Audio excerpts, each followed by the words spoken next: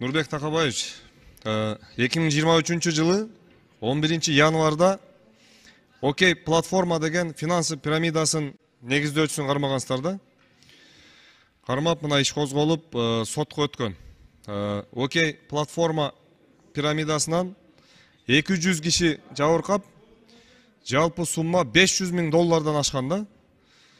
Бул иш козголуп, мына сотко өткөнүнө 1,5 жылдан ашып калды дейт. Бизге кайрылып атышат. Ушул сот созулуп бүгүнкү күндө. Аябай мына процесс созулуп бүтпөй атыптыр да. Ушуну мына Үмүткан Нургазиевна явканы түзүп берсеңиздер. Сот процесси бүтпөй атыптыр. Соттун айтып койгуңуз, кайсы райондук сотто болду? Бизге мына региондордон кайрылып атышат. 200дөн ашык адам.